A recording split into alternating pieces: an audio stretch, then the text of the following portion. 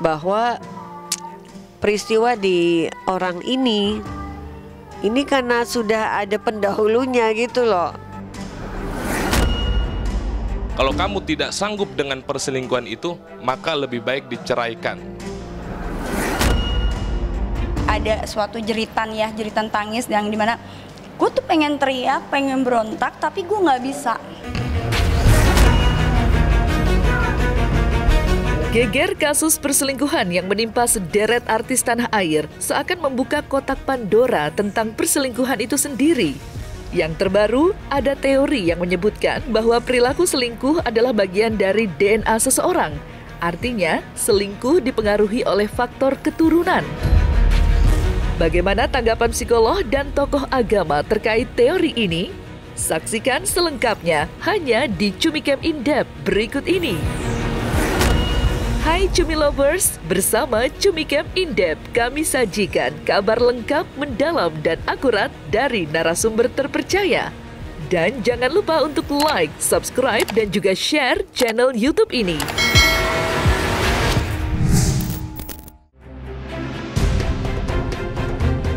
Tidak ada pasangan yang berharap menemukan pasangan lain dalam perjalanan rumah tangganya. Tapi faktanya, wanita atau pria idaman lain itu datang di luar ekspektasi. Dan terjadilah hubungan gelap atau perselingkuhan. Dr. Bahrul Fuad, Komisioner Komnas Perempuan pun turut mengungkap penyebab maraknya kasus perceraian di tengah masyarakat. Kasus-kasus perselingkuhan yang selama ini marak di masyarakat itu seringkali dilakukan oleh laki-laki dengan memanfaatkan ketergantungan dari perempuan itu tadi, begitu ya. Jadi baik itu ketergantungan secara fisik, ketergantungan secara psikis atau psikologis, dan juga ketergantungan ekonomi. Ketergantungan fisik mungkin merasa perempuannya diperhatikan, itu fisik dan psikologis ya, merasa dibantu, bisa jadi misalkan diantar jemput, begitu kan. Ini membangun sebuah relasi ketergantungan antara laki-laki dan perempuannya, begitu. Menurut Dr. Bahrul, sebagian besar korban perselingkuhan adalah kaum wanita. Tapi sebuah teori teranyar menyebutkan bahwa perilaku selingkuh dipengaruhi oleh DNA atau faktor keturunan. Konon, dalam DNA manusia terdapat unsur yang menggiring orang kepada hubungan gelap dengan wanita atau pria selain pasangan resmi. Namun, teori ini mendapat tanggapan bijak dari psikolog ternama Tika Bisono dan tokoh agama Ustadz Rizky. Kalau perselingkuhan nggak ada DNA-nya nggak ada. DNA tuh biasanya bakat yang memang muncul di intervensi atau dinamika kromosom, di mana di jalur kromosom itu ada DNA-nya gitu. Tapi itu biasanya bakat ya. Nah, tapi kalau sifat itu nggak langsung serta-merta ada di situ gitu, karena orang itu ada dua faktor ya, faktor nature dan nurture namanya. Nah, kalau nature itu bakat-bakat tadi gitu, tapi bukan kepribadian loh. Nah, kepribadian itu terbentuk jadi faktor nurture-nya gitu. Tentu itu bisa turun ke anak, sebab ketika anak menyaksikan perilaku kita, dalam tanda kutip perilaku perselingkuhan, itu anak itu bisa menilai sehingga meresap di dalam otak dan pikirannya, sehingga dia bisa mengikuti nanti di waktu besarnya. Ya, jadi kalau buat saya sih anak itu nggak pernah salah gitu loh. Ya, mau dia sebejat apapun, senakal apapun, sorry, itu hasil dari proses nurturing dan pendidikan orang tuanya gitu loh.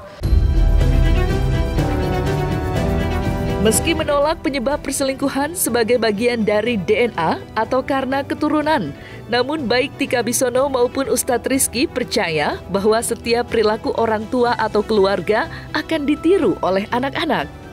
Tika Bisono menegaskan bahwa perilaku menyimpang seperti perselingkuhan diserap seorang anak dari para pendahulunya di dalam keluarga.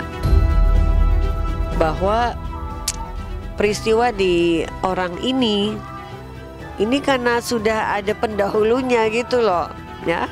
Sudah ada yang duluan melakukan itu. Nah, yang orang ini meniru. Jadi ini sebenarnya tamparan buat mereka-mereka yang sudah mendahului perilaku-perilaku seperti ini. Diketahui ataupun tidak. Gitu loh. Karena oke lah, masyarakat nggak ada yang tahu kalau ada anggota keluarga yang juga ngaco gitu ya kelakuannya. Tapi kan anggota keluarga yang deket tahu. Misalnya kakak adiknya begitu, om tantenya begitu, eyang-eyangnya ada yang begitu, misalnya gitu loh.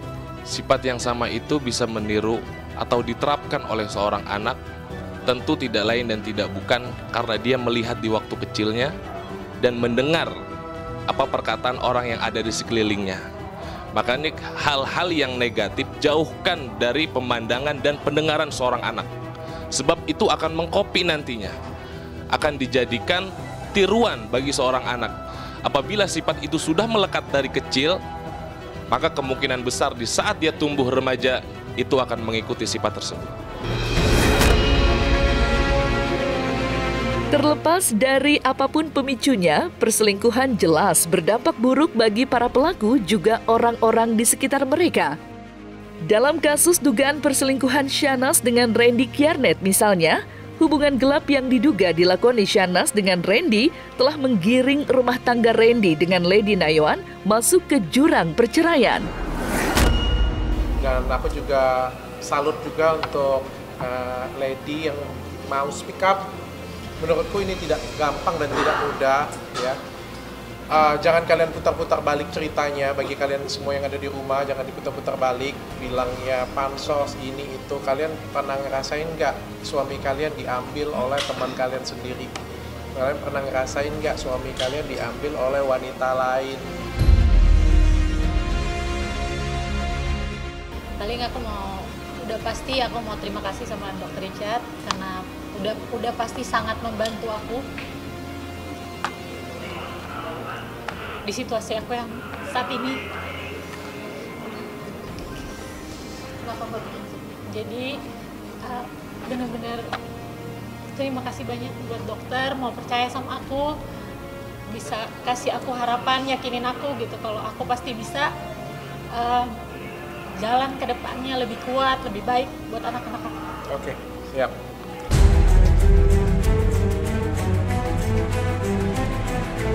Tidak hanya merusak keutuhan rumah tangga pasangan yang sudah berkeluarga, perselingkuhan juga membawa beban moral dan perasaan malu karena perselingkuhan merupakan aib dalam kehidupan rumah tangga. Konon, menurut penerawangan Felin Chu, hal ini pula yang tengah dirasakan oleh keluarga JJ. Konon, keluarga JJ merasa sangat malu karena ulah Shahnaz yang telah membuat JJ kehilangan harkat dan martabatnya sebagai seorang suami. Isu yang beredar tentang isu perselingkuhan di mana isu itu kan menyangkut media sosial. Artinya adalah tentang kehidupan sosial ini akan sangat berdampak sekali dengan keluarga besar. Nama keluarga besar itu kan dipertaruhkan ya.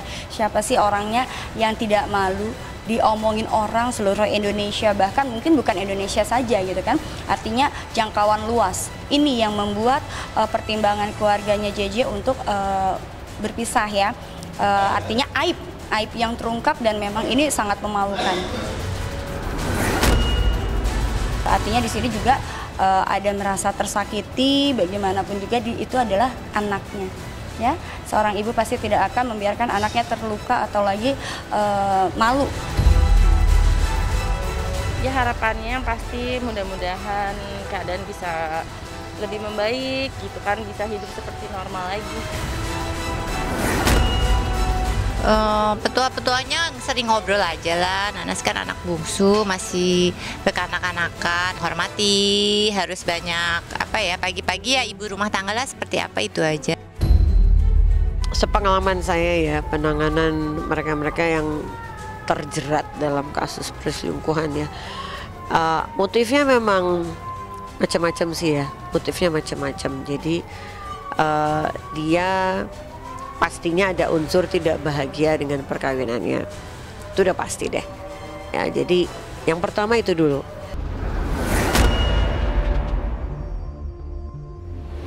Dampak buruk perselingkuhan juga dirasakan oleh Indara Rusli yang mengaku dikhianati cintanya oleh Virgon.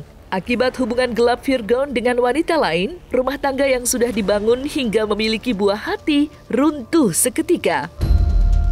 Tidak hanya runtuhnya rumah tangga, hubungan Indara dengan keluarga mantan suaminya itu juga terguncang. Indara sampai harus mendapat sindiran pedas dari kakak serta ibunda Virgon yang menyebutnya sebagai istri yang tidak tahu bersyukur. Agama aja udah dikorbanin Virgon untuk lu. Lu masih bisa ngomong apa? Karya lagu tercipta buat lu. Sebagai bukti sedunia tahu. Kok lu gak tahu terima kasih sih? Kok gak ada sih istilahnya?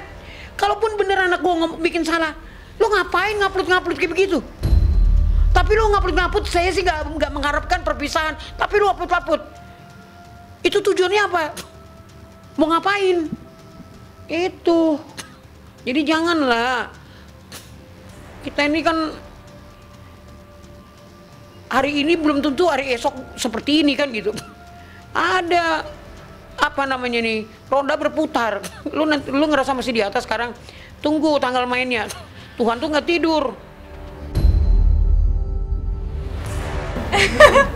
Kacang lupa kulit ya, kalau orang yang bijak waktu itu pernah ngajarin aku, kalau memang makan kacang itu emang harus dibuang kulitnya. Jadi kalau dimakan sama kulitnya ngeres.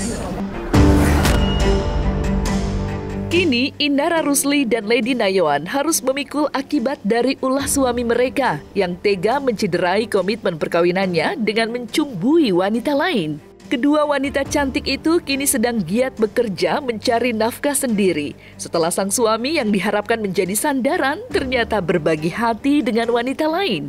Yang pasti kontrak ini ada karena dokter mau bantuin aku, dokter tawarin buat kedepannya kan pasti aku butuh kerja ya gitu. Jadi aku terima pekerjaan ini karena ditawarin sama dokter, atas kebaikan dokter mau nolong aku. Sejujurnya kenapa dia menghubungin saya, dan di podcast itu juga kalian bisa lihat ya sebenarnya Lady-nya juga ngomongnya itu juga tidak selancar tamu-tamu podcast saya yang lain ya, karena ada banyak gejolak dalam diri dia. Nggak segampang itu untuk berbicara, untuk ngomong, pasti penuh keberanian yang luar biasa banget. Sekarang aja tangannya dingin banget loh. Aku salaman dengan dia, istri juga pegang, dingin banget dan sampai ya masih gugup banget. Jadi tolong dihargain, kasih dia waktu. Kalian bisa cuplik dari podcast saya untuk beberapa informasi. Saya pikir itu cukup ya. Laki-laki selalu memanfaatkan kelemahan dari perempuan di dalam masyarakat patriarki kita.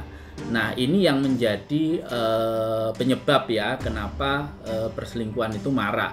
Ya jadi kalau ada kesalahan langsung cerai misalnya ya pasangan. Buat saya mah itu mah nggak belajar apa-apa tentang kehidupan gitu loh.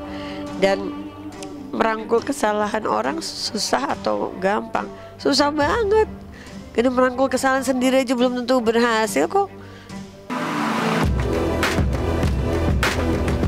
Sementara Indara Rusli dan Lady Nayawan harus tertatih mencari nafkah usai mengambil langkah bercerai. Shahnaz dan JJ disebut-sebut sedang menimbang. Tapi ada kesan JJ tengah berjuang keras untuk dapat menerima kembali Shahnaz dan membuka lembaran baru dari nol. Atas sikap JJ yang bertahan, Tika Bisono memujinya sebagai contoh kematangan seorang pria dalam menyikapi kehidupan rumah tangga. Saya ngelihatnya lebih lebar dari sekedar hal yang cemet-cemet tadi itulah ya, yang receh-receh. Saya ngelihatnya malah kesiapan dia untuk menghargai, menghormati institusi perkawinan gitu loh. Saya melihatnya lebih maju dari sekedar yang tadi cemen-cemen itu ya, bahwa dia siap dengan pernikahan yang memang gedabrukan isinya gitu loh. Bisa jadi sejak ijab kabul dia udah siap juga bahwa nih pasangan gue mau seabsurd apa nih, cikal bakalnya gue udah tahu nih kayaknya gitu ya. Ini menurut saya ya, tapi mesti dicek juga apakah emang begitu atau. Tapi menurut saya kalau penyebab yang cemen-cemen tadi kayaknya enggak deh. Jadi kata Nabi pilihannya cuma dua, Kalau kamu tidak sanggup dengan perselingkuhan itu, maka lebih baik diceraikan.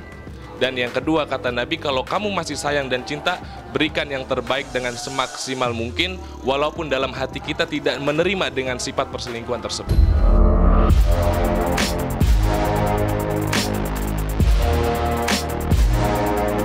Nah, selesai sudah Cumi Lovers bersama Cumi Camp In-Depth. Kabar lengkap, mendalam, dan akurat dari narasumber terpercaya. Dan jangan lupa untuk like, subscribe, dan juga share channel YouTube Cumi Cumi.